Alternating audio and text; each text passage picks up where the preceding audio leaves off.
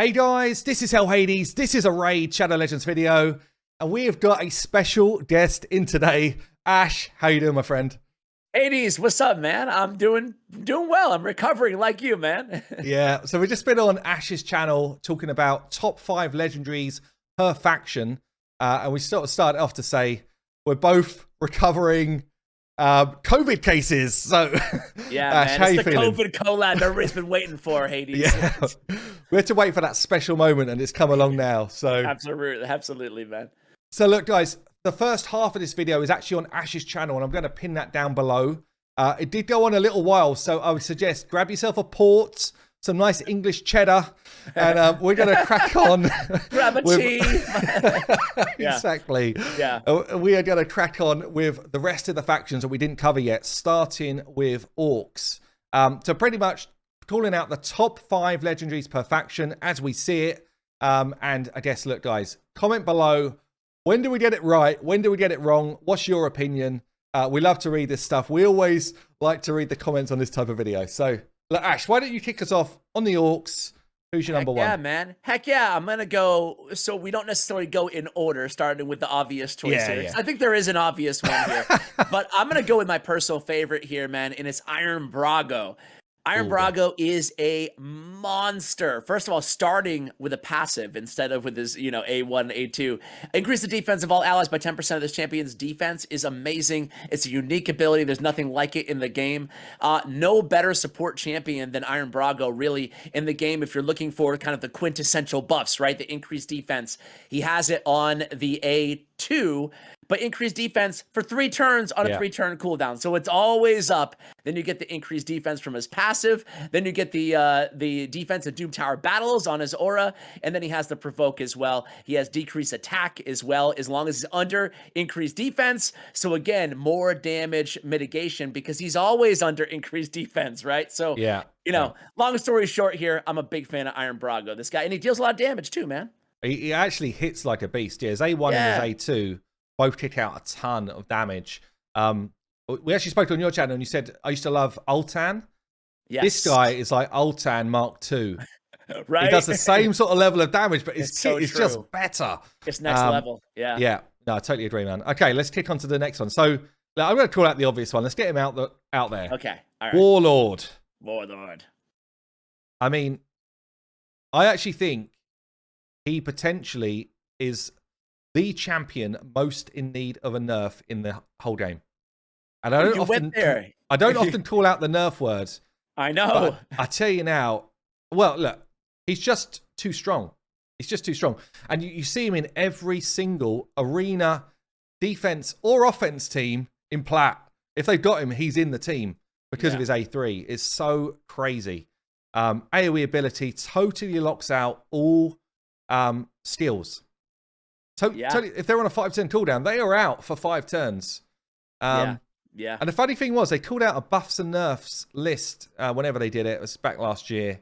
And we saw Warlord's name down, and we're like, oh, they're going to nerf Warlord. This is going to go down bad. They didn't nerf him. They buffed the guy. I know. That was so weird, man. That was so a weird one. Yeah. Yeah.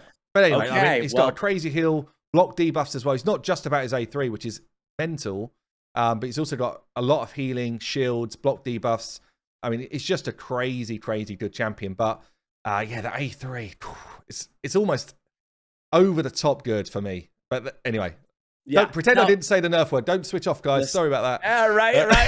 Man, you're starting the video saying nerf. I don't know, bro.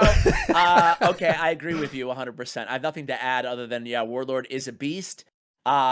Yeah, what else is there to say? I'll go with Kreela on my next choice. Kreela was a fragment summon, right, back in the day? I think so. First one, I think.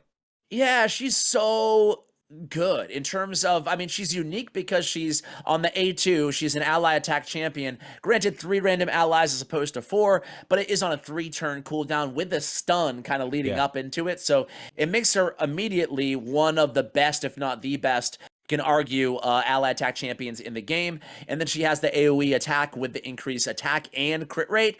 And then she has a nice little shield, a little bonus shield added to the A1. So overall, I'm a big fan of Kreela Witcharm. I still use her in a variety of different areas in the game. So yeah, there it is. Kreela. Yeah, I actually use her in like finite 25 teams. I see her a lot in endgame teams.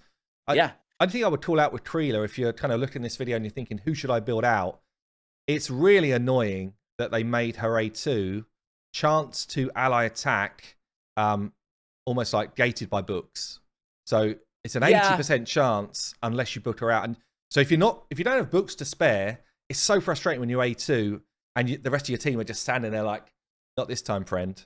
Yeah, that could be like, she is a must book. She's a must book because otherwise, why are you going to invest in her? The good news is on the A3, you're looking at one book and it's a cooldown. Yeah, that's true. So they give a little bit back there, but still, I agree. Yeah. Like having to book up the ally attack. Come on, man. Yeah, come on, guys. All right.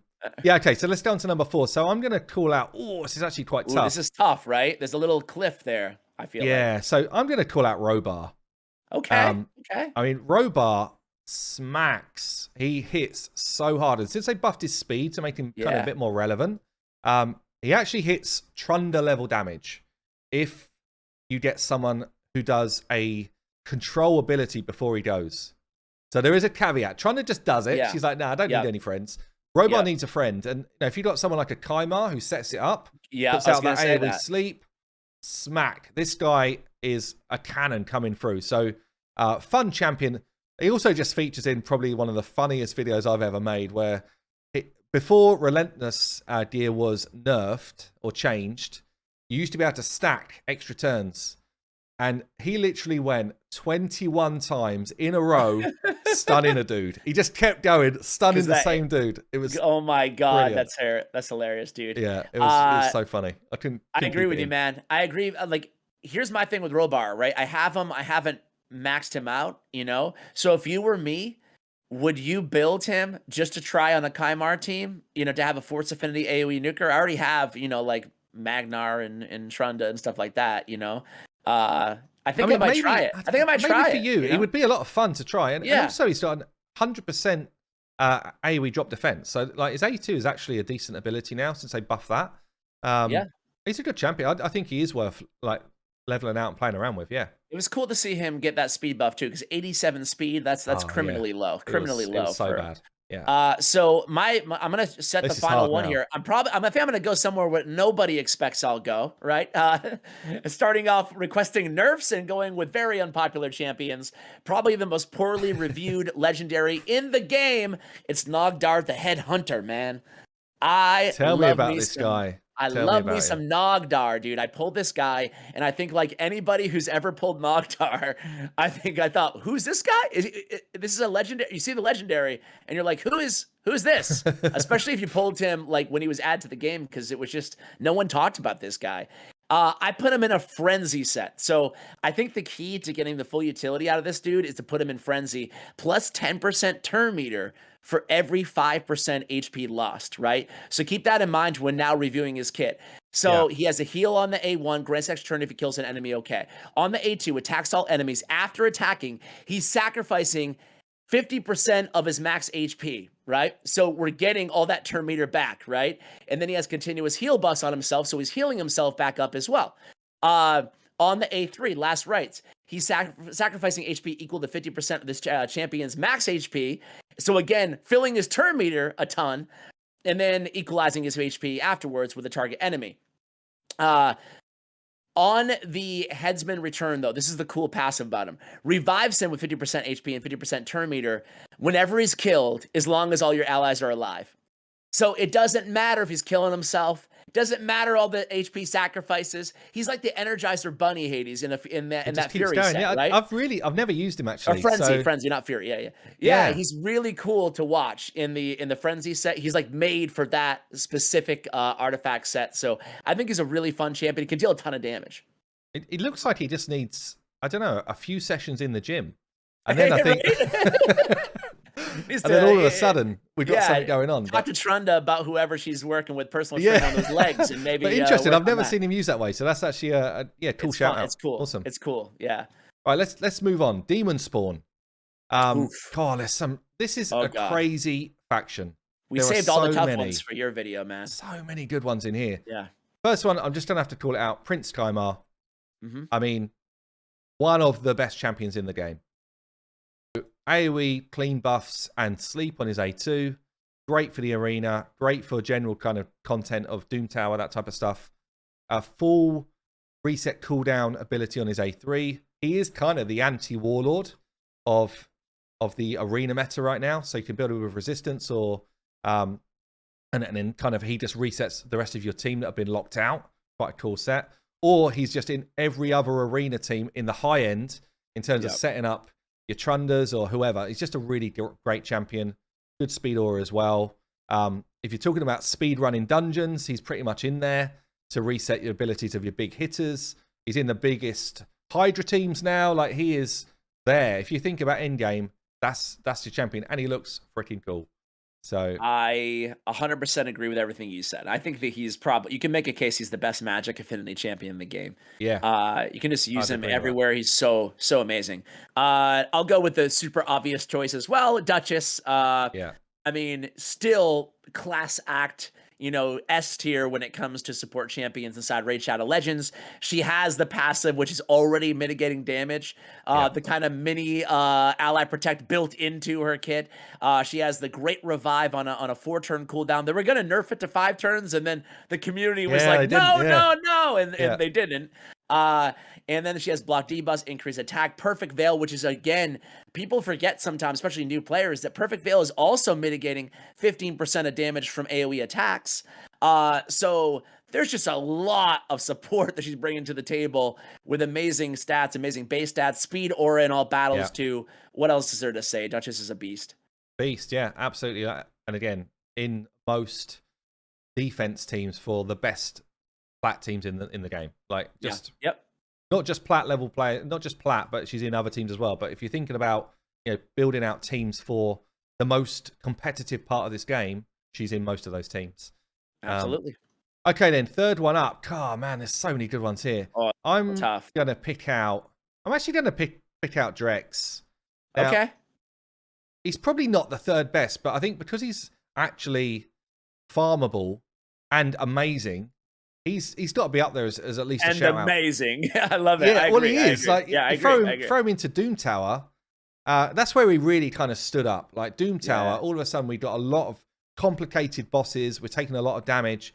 Every time he takes a hit with his passive, he's got a chance of throwing back an HP burn. And HP burn is the way to beat the end game. If you're looking at 21 to 25 dungeons, HP burn generally is your damage. If you're looking at the high-level Doom Tower bosses, HP burn does a ton of work. And he does it just by taking a hit. So, he's a defensive unit. He's pretty easy to keep alive.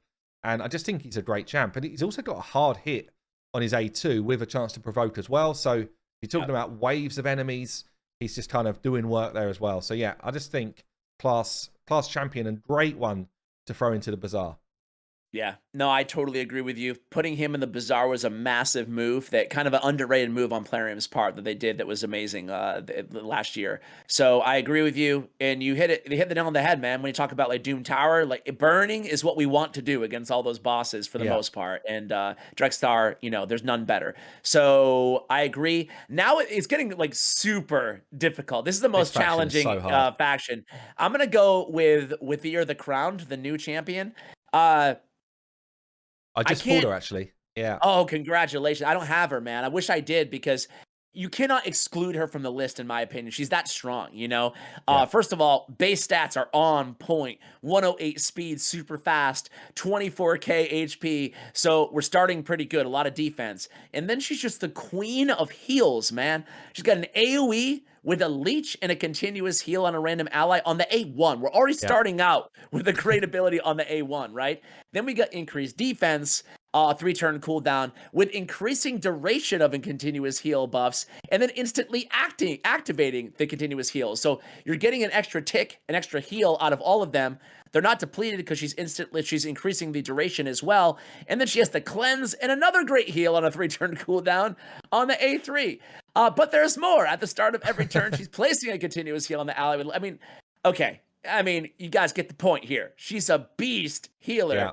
And I think that continuous heals are really, you know, like upper echelon, the best way to heal, you know, in the game. So she's amazing and pretty I cool think aesthetics, we've now man. got a game where you need healers, whereas we probably Yeah, didn't really need healers before. with Whereas Hydra now too. Yeah. we do.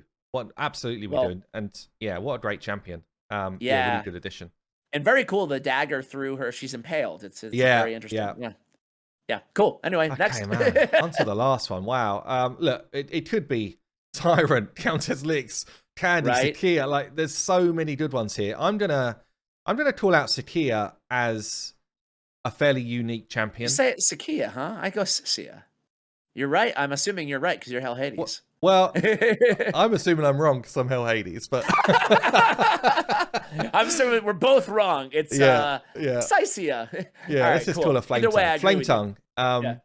Yeah, look, just because of this crazy combo between her A2 and her A3. Yeah. Okay, so she throws out an AoE HP burn.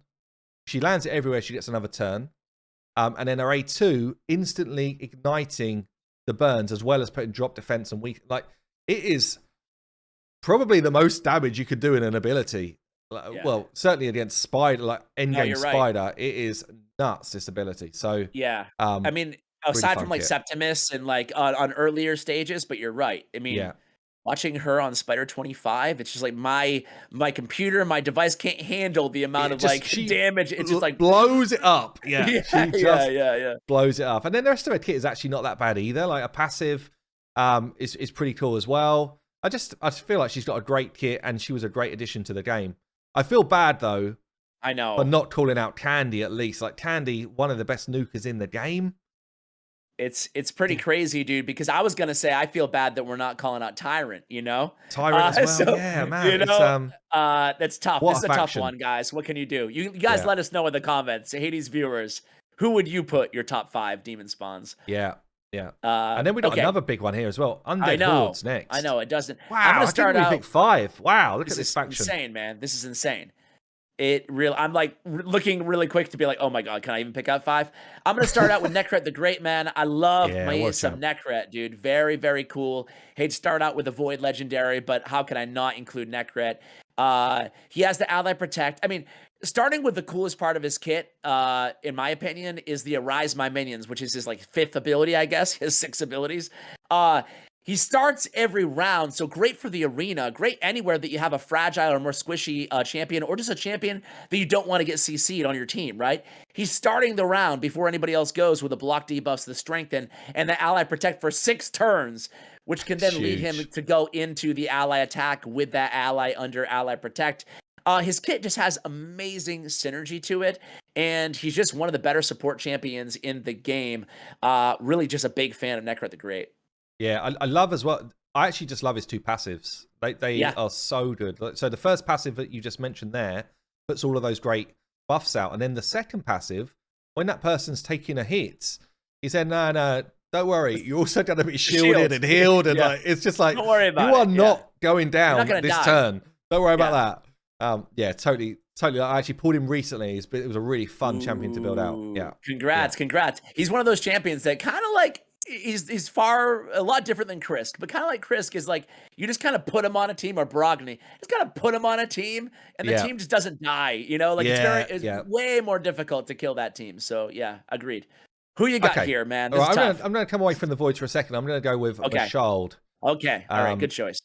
So, I mean, one of the champions that Clarion buffed, and they buffed him well. Like, he went from being in my vault with no chance. In fact, I tried to build him once. I was like, no, I tried it. It failed. He was useless. And he became a great legendary champion, an awesome champ. He's one of the few champions in the game that enable super fast teams, because he has this kind of increased speed ability, which is on a low cooldown, 3-turn cooldown, but he gets an extra turn straight after it. So he just cycles it so quick. It basically gives you increased speed the whole time. But while he's doing it, he's also doing an AoE True Fear and Leech, and then because he gets his extra turn, he then comes in either with the A1, hits basically for an AoE because you've got Leech everywhere, or you come in with the A3, still buffs and nuke. It's a very, very cool kit. I really like the way his kit works together. Healing in there as well, keeps your team alive. He's just, genuinely awesome champ. so incredibly good against Hydra Clan Boss too, man. Like he's one of the best champions out there, you know, because you get the heals, which is so important for Hydra, and then you get everything that you mentioned with the tornado ability. Yeah. Tornado, it's got to be one of the best abilities in the game, you know. The grant an extra turn at the end of it. It's just like what? Yeah, You're it's so true good. fearing, you're leeching, you're increased crit damage and speed, and then an extra turn. So good. Really, really agree with you there. I'll go with. I guess there's a few obvious that we have to put in there. Let's go with Bad Alcazar. Speaking of the best abilities in the game, Malice is certainly up there as well. We got the full cleanse, we got 2 continuous heals, and we got 2 poisons on all enemies. Also has that really cool passive, 20% more damage against targets under poison, makes him top tier, really against anybody, but especially against Clan Boss and Dragon, and has an AoE with a little heal as well on the A1. It's a simple kit. I use him in reflex gear so I can get the cooldown. Potentially a Malice even lower. Overall, just like really a solid kind of legacy, tried and true, one of the better champions in the game. Yeah, actually, when the game, this is just before I started playing, when the game was first released, you could stack his passive. So some of the early whales had like 3 or 4 bad elves on a team stacking up insane just damage. Like, which, boom, yeah, which was, I can't look at this dude without thinking of the YouTuber Chosen either. You know, I always think of him every time because of the intro he has. Yeah, 100%. But no, great choice. Yeah, absolutely. So, I mean, man, I'm going to do something which you did on your channel here. I'm going to steal the last 2 for this one. I love it. I love the steal. And I'm actually going to go with the duo. The ghostly duo, Sifi and Rotus. I mean, Sifi had to be got a buff today or yesterday or whatever. Yeah, whenever you're uploading this, he needed a buff, right? Because he was pretty weak.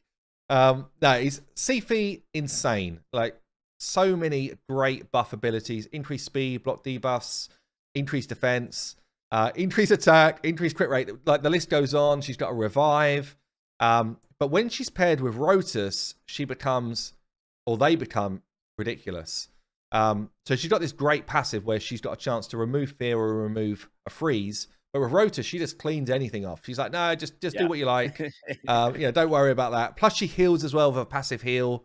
And then she's got the Fly Zap A1. So it's just kind of like, I don't need any accuracy for this. It's happening. And by the way, you're having a nap. Take a nap.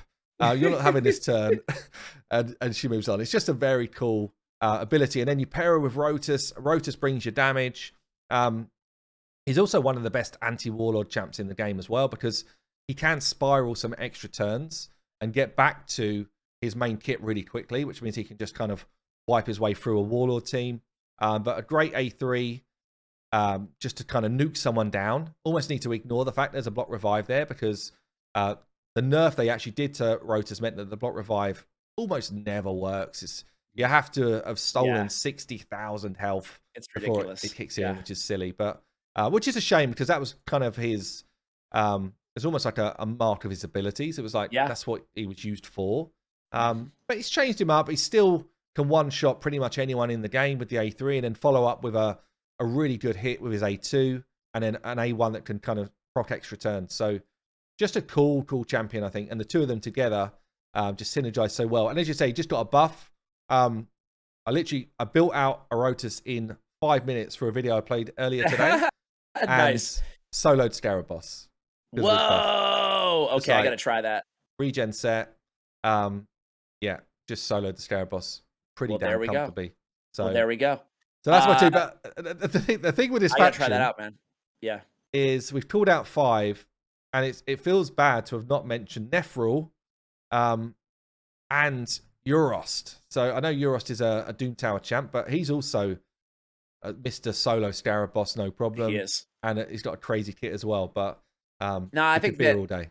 That was a good 5, though. And Blood Gorge too also got a buff today. He has speed boosted by 8, I believe. So still a pretty. I think it's still above maybe above average champion. But he's got a worth cool noting. A3. Yeah. Okay. All right. Let's move on to Dark Elves. You kick us off on this one, because I want a bit greedy on that one. I'm gonna go with the super obvious first, I guess, and that's Lydia the Death Siren. I mean, a little bit of a cheese pick because she is Faction Wars only reward, but I do think that she is. I mean, you can make a case that Lydia is the best champion in the game, or certainly top 5. The A2 really, the decreased defense, the weakened, the increased speed, and the big version of strength, and all on a 3-turn cooldown is insanely good, man. It's up there with Malice and Tornado, probably better as like one of the big abilities you think of in this game. So much in that ability, yeah. So much there. So, and then she can lock out somebody on her A3. She's got the cool A1 that I'm not going to read, but you guys kind of know how it works if you have her. And then she has, of course, what she's known for, the block revive, synergizing with the reviving herself if she's dead or allies. She's the only champion that can really, well, this death hole passive in itself is just so unique. And applicable in a bunch of different areas of the game. So Lydia is just really, really good, solid base stats too, and she ought to be good, but I don't think she's game breaking. I'm not going to go as far as you, Hades, and say nerf is necessary. No, I don't feel like she does need a nerf, but I do think she is top tier. She is. Yeah. No more nerfs. No, she's appropriately like they nailed it though with making a champion who is good enough to justify being the reward for something that's really challenging, but also not breaking the game. And if you don't have her, you're screwed, And like you say, this passive, there's so many kind of clutch moments with that passive where you probably should be out of the game, and then all of a sudden your whole team's back up and they're in trouble. Yeah, it's really fun, actually.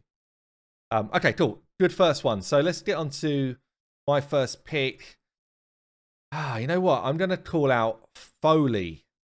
Okay. So I didn't call out Candy earlier, and I felt like it was wrong. But Foley is a cool nuking champion, mainly because of his passive. Mainly because of his A3, where when he kills someone, they stay dead. And in the current kind of arena meta or arena meta certainly that have gone by, that block revive ability, when you might be up against 2 revive champions, it just means that at least the people you're killing don't come back up again. He's also got a cool passive where he can kind of turbocharge his turn meter and throw himself to the front of the pack when you're up against a lot of the kind of meta control champions like the stuns and the freezes and stuff. So because of that, he's very hard to lock down. I just think he's a fun champion. Maybe he's been power crept a little bit in terms of his damage doesn't quite square up with some of the champions out there now, but still because of that AoE block revive, which is pretty unique, I'm throwing him in there as top 5. I agree with you. He's really great anti-Torment because, to your point, not only is he removing the freeze, but he's also blocking the revival of the second iteration of Torment. So pretty cool there too. I will go with the only Dark Elf that I don't have. I guess now there's 2 with Mithrala, who we probably won't include, right? Because we're kind of not including champions that nobody has right now. Xavier. I don't have her, and boy, do I want her. I know she's maybe not as good as she used to be with kind of the the nerf to the dealing damage instantly on some bosses, but overall I think that she's still a speed run queen. And I don't know, man, I'm just jealous of everybody who has her with the deadly catalyst. Block revival deals damage from poisons instantly. I mean, just a really, really cool champion. AoE adding the poisons on the A2 as well. I totally agree with that one. And if you don't ever see it, like Poison Explosion is your next best ticket to speedrunning and stuff. So totally agree. Do you have her? Yeah. I'm jealous. Do you use her a lot, or am I overhyping her? I think so. I did. I don't at the moment because I use Seer. Seer just kind of does the same job but better. I for a long time I kept her in my dragon teams, but then I played around with this Seer team and I was just like, man, this is just so much quicker. Yeah. I didn't want it to be, but it just was. Point. It was just better. It is. Yeah. Okay. Okay. So now it gets tough. Well, I think this one actually is a shoe-in still. Okay. And I'm going to throw Ghostborn in there. Okay. I had it like... Go ahead. Yeah, sorry. I was just going to say, because of his A3. His A3 is unique in the game. And, when we're talking about, again, end-game content where you've got teams of very high resistance and you need high accuracy to match that, well, he just comes in and says, well, I don't need accuracy for this. You're definitely going to have decreased defense on. And that ability, paired with his kind of boosted increased attack at the same time, just makes him a really desirable champion. And I think for me, easily a top 5 for this faction. I agree with you. He was one of the guys I was eyeing too. Sneaky damage out of Ghostborn too, Yeah. Like that's not why you're maxing him, but like 2 strong AoEs, 3-turn cooldown, not bad at all. Or 3 and 4. This is where things get tough, I feel like, Hades, because really, I don't know, man. I'm a big fan of Ray and Ray's Rule and good. Lanicus and Blindseer and Physics. God, Vizier. I mean, really, all of these champions, I feel like they're very close, right? I almost want to get a little cute and give it to Blindseer, but I'm gonna give it to Vizix. Oh, that's Uh, who I had on the screen. That's who I would have gone for sure. okay, cool. Yeah. Because I think that after the buff, I mean, she didn't receive a buff. She received a dramatic rework, like Yeah. a different champion now. She's like the queen of turn meter on her A1, on her A2, decreased speed, ally protect, 3-turn cooldown, and then another 3-turn cooldown with an AoE provoke and a shield on herself to keep her alive. The only thing I will say is because of the provoke and the ally protect, she takes a ton of damage. Yeah. So just got to build her really tanky, have another healer or something on the team as well, because I find that that's the only kind of downside. She does such a great job at damage mitigation that she's taken a ton, but a really good tank in the game now. And it's nice to have the decreased speed and the turn meter on top of all that. They really nailed it with the rework. Yeah, 100% agree. And actually, the A1, I think it's only really her and Armager that do an A1, which drops turn meter this well. So, yeah, absolutely great champion. I think great rework. Her and Syl together, I mean, no team gets a turn. Like, nobody gets a turn. You're speaking my language, bro. I love it. Yeah, you're right, though. She can just lock down. Yeah, awesome. Okay, let's move on to Night Revs. Night Rev. All Night right. Revs. There's actually not that many champions, but there's really good champions in this faction. Yeah, there are. Who you got first? I'm going to kick in with Calvalax. Okay. Probably my most wanted non-void. Me too, legendary. Man. Oh, really? Yeah. Well, maybe not my most, but definitely want him, Yeah, he is a load of fun. And, like, what a great design as well. But, yeah, I mean, just throwing out all those poisons as a passive at the start of a round. An absolute cannon of a nuke on the A3. This is one of the hardest hitting AoE abilities in the game. He's got a good aura with him as well. Just generally, his kit is fun. A damage, nuke in, crazy kit. The only thing which lets him down, honestly, is his base HP, which is almost like an uncommon level base yeah, HP. Right? Him and Sister Militant have the same HP. Yeah. But I agree with you. I agree, man. I want him as well. I pulled for the 10 times and obviously didn't get him. Neither did you, it sounds like. No. But he's coming back round, isn't he? So I'm just kind of like, aesthetically, I think they nailed it too. I think they did a good job on that artist rendition there. So hats off to the Plarium artist. I'll go with Tomb Lord, man, on my choice. I think it's an easy choice. I don't think anybody saw this buff coming that he recently got. I mean, like, he was just a pretty solid champion, and now he's like really, really good. Has decreased speed on his A1. A very dependable or like guaranteed decreased speed on the A1. On the A2, we have now 2 poisons. 4 would be pretty insane. Actually, it is 4. It is 4 though. I'm an idiot. He is insane. It is insane. There we go. 4 on the AoE, dude. It's like I even used the guy and I forgot he was that. And so like I read it and I'm like, wait a second. 4 on a 3-turn cooldown? That's insane. And then he has decreased attack and decreased defense as well. Granted extra turn if the turn meter is decreased. He has turn meter as well there. I usually use him against bosses, Hydra clan boss. So I'm not getting a lot of that turn meter extra turn ability on the Blight. But still, man, I mean, I can't believe they buffed this dude. He's really, really good now. Yeah, he's actually one of the better ones to pair with a Xavier in terms of that poison explosion. But yeah, also I've seen him and I've used him doing like solo Dragon 25, solo Ice Golem 25. Like this guy can do work. And actually, he's not a terrible setup for your arena team as well with that AoE drop defense and attack because it's a place ability. So he doesn't worry about affinity with that. It's just a really, really solid champion. Yeah, good buff. Yeah, that's a good point, man. I can't believe they buffed him, dude. But cool. Well, I'm happy that I'm not complaining, but cool. Okay, I'm going to throw in a third one. So I'm actually going to pick out the champion which I got recently, my most recent Void Legendary, Solus. Okay, all right. Man, this guy is fun. Yeah. He is a ton of fun. And he's the defensive nuker. He does work, yeah. So his AoE, it just grows in damage depending on how many debuffs are on the enemy. And yeah, it's the hardest hitting defensive smack, as you said, in the game. Yeah. Easily clears a team out. And his skills don't read as they perform, which I've realized. So his A2, it actually guarantees it's going to clean all of the buffs off of the enemy. It reads like it's only going to take one away, but it doesn't. It cleans them off.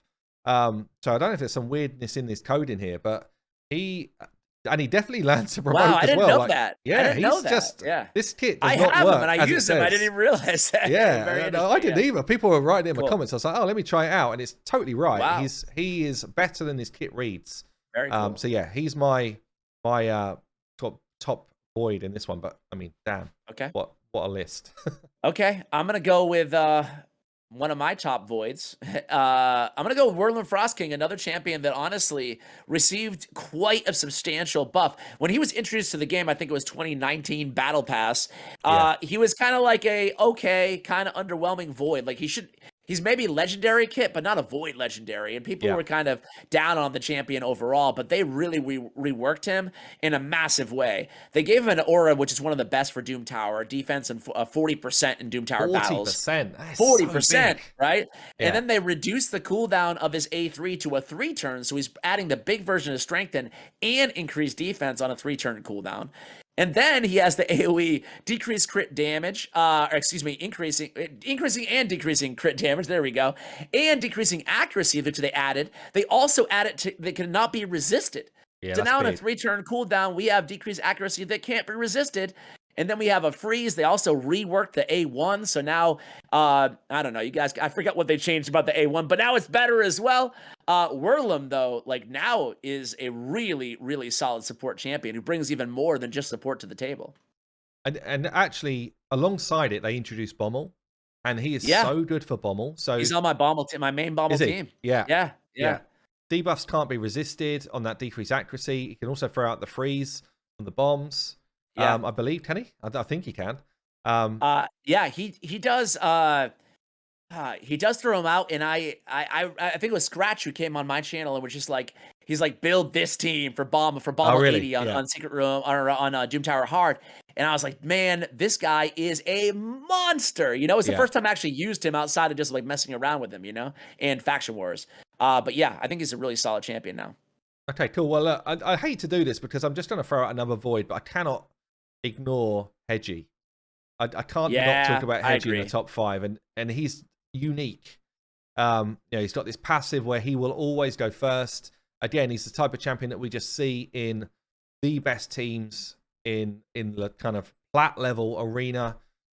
He's also got a really cool lockout ability on his A2, which is a bit of RNG to it, but it just throws people into disarray because you can build him as an absolute cannon of an A2 and sit the whole team down, or you can build him high accuracy and just land a load of debuffs, or you can build him with a stun set and land even more RNG debuffs. Like, he's just annoying to face, and he's definitely a top 5 champion for this faction, and one of the kind of most wanted champions for anyone who wants to play PvP on a serious basis. It also brings a decreased speed A1. And with the change to being able to program AI, a lot of people actually just make him A1 first with that mastery to push back turn meter. And he just throws out the turn order of your opponents in the arena. So all of a sudden, Arbiter's not going first. She's going second. And, it just basically means that you should always go first with your arena team. So very cool champion. I don't have Hegemon. I wish I had him so badly, dude. I wish I did. But he's him and Tawana Rock, I think, my most wanted void Legos. Yeah. Again, quite a recent pull for me and such a game changer for me if I'm trying to push plat. Congrats, man. Okay, Dwarves then. Dwarves. Wow. Yeah. So there's not many here, but all mostly good. Well, let's name them all, man. I mean, honestly, who's not on the list? Samar, I should say. That's about it. But yeah, I guess I'll start with Underpriest Brogni because I recently pulled Brogni. I'm an idiot and didn't fuse him. And now I know what it's all about, man. Now I know all about the Brogni magic. He really is just amazing, dude. Like, having just experienced him for the first time, I totally get why people are so high on this champion. The shield, the value that he brings with the block debuffs, increased attack, and just the shield synergy between the A2 and the A3 make him just instantly really just bring up the survivability, I should say, of your entire team dramatically. And then on top of that, just the damage that he puts out is game changing with his Giant Slayer passive synergy with the Redoubt passive. So, I mean, I'll keep it pretty short and sweet, but let me just say I'm a massive fan of this champion. Use him everywhere. He might be my favorite non-void legendary, I think. Okay. I can't disagree with you. He's so good. He's up there at least. Oh, he's certainly a top 5. But yeah, he's so really, good. really good. Okay, all right, I'm going to go with Trunda. I can't not talk about my Trunda. Here she is. She has been working out today. Zoom in on those legs. I know you are. She is ready. We don't even need to talk about her. We just need to look at these legs and know what she's all about. Just what a champion. What a crazy damage dealing champion. Crazy A3, smacking people up. Crazy A2, whereas if she goes for someone that's got a high HP champion, she just smacks everyone into the ground. Yeah, and you know what? You could even use her in a different way and just put accuracy on her and use her as your AoE HP. She's got other stuff going on, but we don't care about that. All we care about are those legs, and she is ready to go. Right? Moving up to number 3, man. I can't disagree with you there. I'm going to go with Herndig, man. I think that Herndig is This is my regret.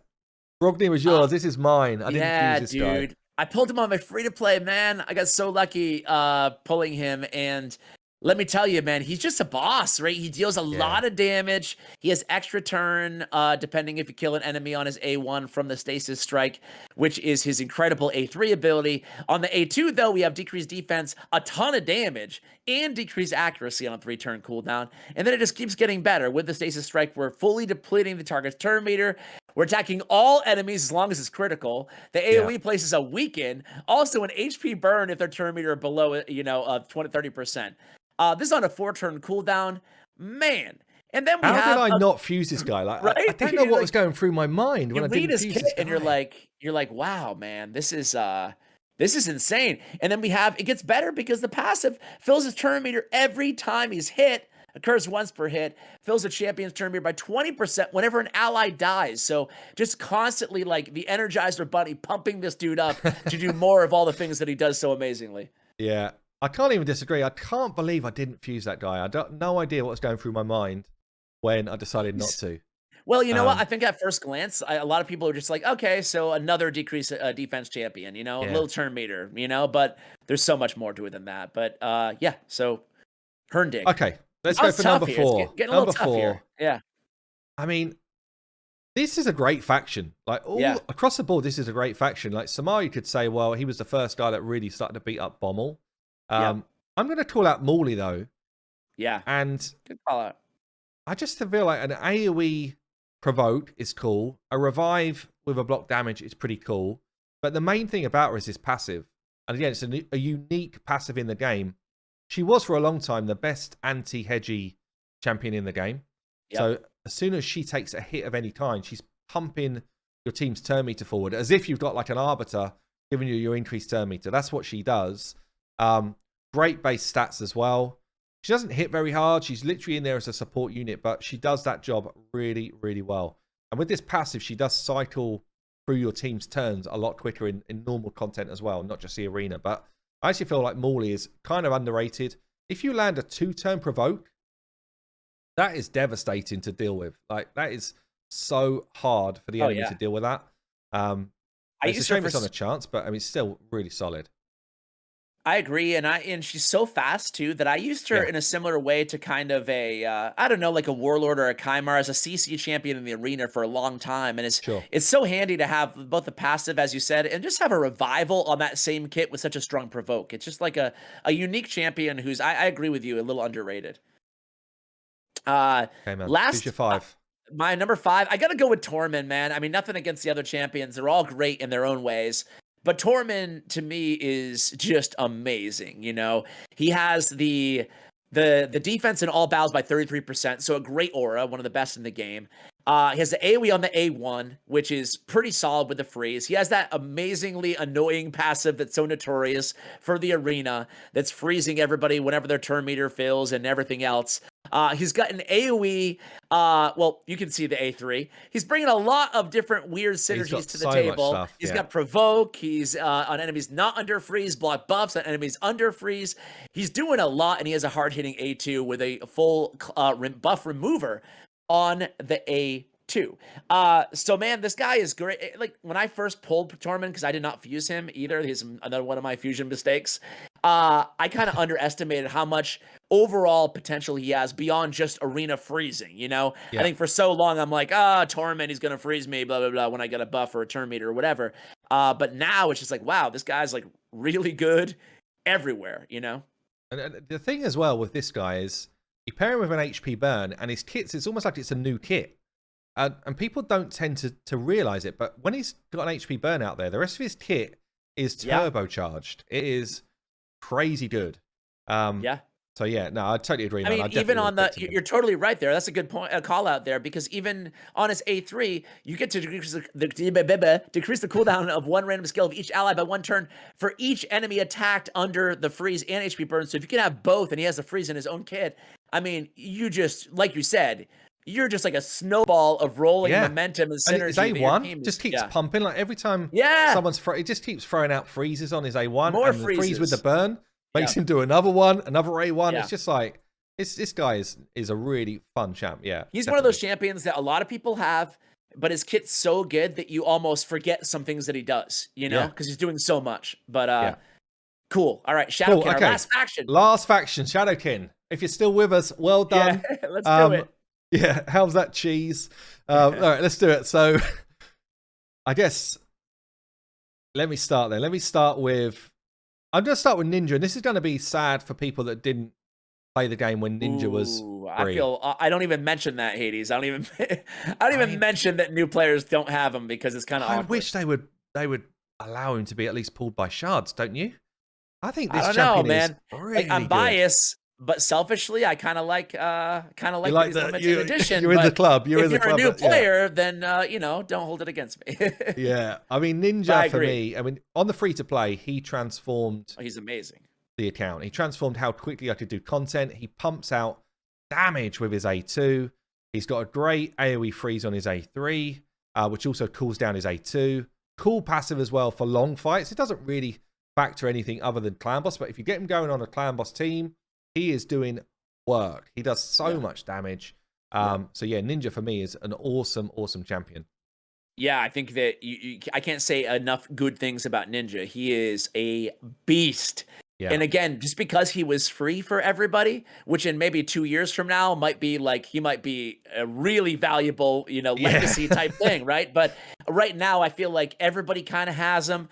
So I feel like kind of like Syl, kind of like champions like that are free. I think that we almost undervalue them inherently, because like, okay, it's like a free champion, whatever. Yeah. But he's like, if he wasn't a free champion and his name wasn't Ninja after a streaming star, I think, and just a random champion, I think that we'd be talking about him like he's one of the best, because he's a boss murderer. Next up, I think there's like 4 champions here, if I'm looking at them, that are like head and shoulders S tier above the rest. So I'll go with, you can really pick any of them. I'll go with Lady Kimmy.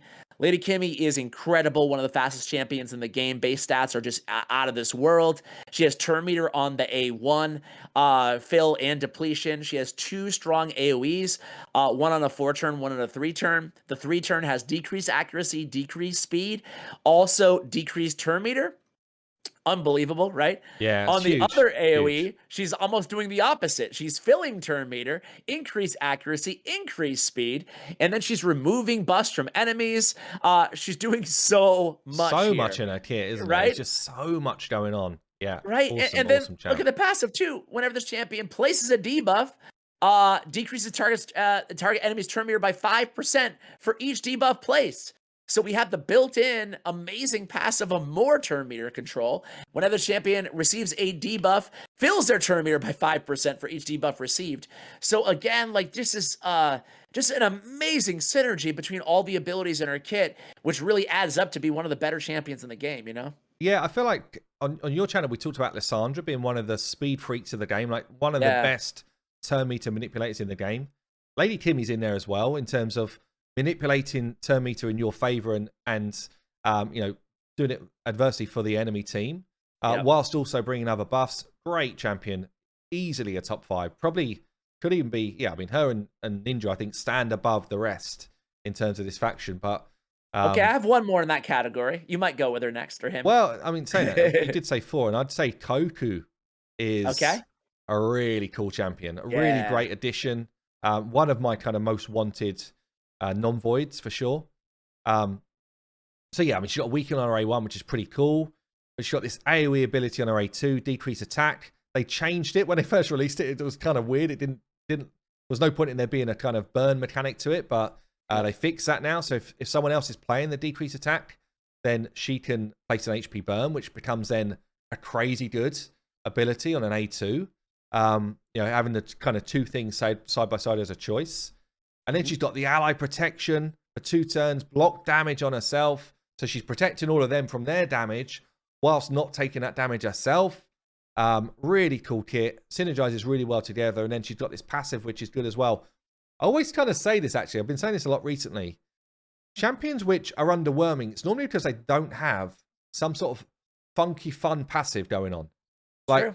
Yeah. Alexander, the kind of simple character that came out, this kit is very bland. And if he just had a fun passive, all of a sudden, people would kind of see him in a different light, I think. But that's she's got a good passive here with that healing and an increased defense. Almost like the pumped up version of Seeker. And Seeker, we know, is really cool for his passive. So, I really like this champion. Totally agree with you. I think she's one of the best, if not the best tank in the game, because it's really cool that A3 with the grants an extra turn. Think about it. She has block damage on herself for 3 turns on a 4-turn cooldown, and then immediately granting an extra turn. She has block damage up almost all the time, with the ally protect. Even that alone is so strong. She has an incredible defensive aura as well.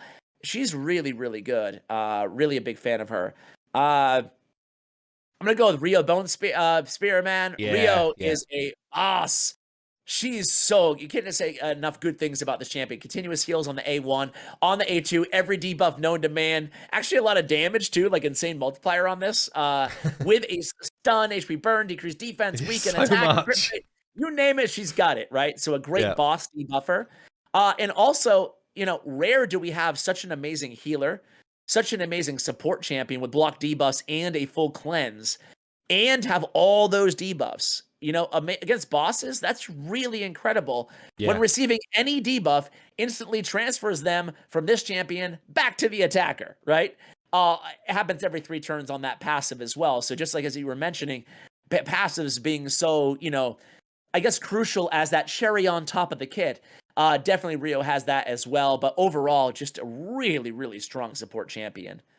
Yeah, I mean, she actually comes in as one of the best anti-Kymar champions now as well. You've got Kymar coming in and basically sleeping your whole team. Well, she throws the sleep back on him, and then she gets her turn and says, well, actually, I'm going to cleanse all of the sleeps off of the rest of my team, so true. Heal them back up, put block debuffs out there. It's just a really cool synergy of kits. I was underwhelmed by her at first, and I was totally wrong. She is a really cool champ. Yeah, very, and very she looks freaking awesome as well. Look at this. I agree. Visual, I agree. Aesthetically nailed it. Okay, the last one last pick of the day. Series. Last pick of the day. I'll tell you what. I'm going to pick in Genzin just because of the way he runs in when you pull him. He's coming in. His arms are going. He's actually, he's a lot of fun. He's got an AoE drop defense, which is cool. And I think for this faction, we've got faction wars literally dropping over the next couple of days or what have you. I think he's going to be a big factor in that team in terms of bringing that AoE drop defense, as well as a whole bunch of turn meter mechanics. So getting his abilities back really quickly. He's got a cool passive as well, where he can kind of pump his speed up. I just think overall a good champion, but he's not an exceptional champion. I think from the 4 that we've mentioned, it's definitely a step down. He's at the next table down. He didn't manage the top table. He didn't manage table 1 or table 2. He's at the wedding. He's at the little kids table over there. He made it to the meal. He's not just there for the party at night. He made it to the meal, but he's not really in the same group. But he's a cool champ. Yeah, I don't really think you can go wrong with pretty much any of these champions except for Noble. No offense, Noble. I think Jintaro's cool. I think Genzin's cool. I think I would have went with Gamaran Oh, would personally, you? but I have to He be looks real with cool. you too. I was lucky enough to pull him, and I was a little underwhelmed. You know, otherwise I would have just called him out at first, right? Because I Yeah, thought this he looks like his kit should be amazing to me, but right. it doesn't quite work No. in the Like, game. I tried him everywhere because I was gonna do a guide on him, right? And I was like, Yeah. "Okay, I'll try him everywhere. There's gotta be something here." And I still think there might be, right? There still might be a use. At This is some one of point, those I'm sure there guys will. in a Yeah. year from now, they're gonna be like, "Oh, man, we remember when we thought he was crap," you know? Yeah. Because it's such an interesting A3, but overall, I couldn't find, like, an area where I'd want to use him over any of my replacements, you know? Sure. So, anyway, there it is. Cool. There we go. Look, guys, if you stuck with us all the way, I mean, there's only 55 minutes. What's wrong with you? That's it. Ash, thank you so much for spending the time and coming on the channel, man. Love doing these videos, man. Thank you so much for having me. No worries. Look, guys, I will be pinning the kind of first part of this video down below. So if you want to check out what we thought of the first 7 factions, go and check it out on Ash's channel. Make sure you subscribe to him as well. I'm sure you already do. Guys, I've been Hell Hades. This is Ash. We'll see you later.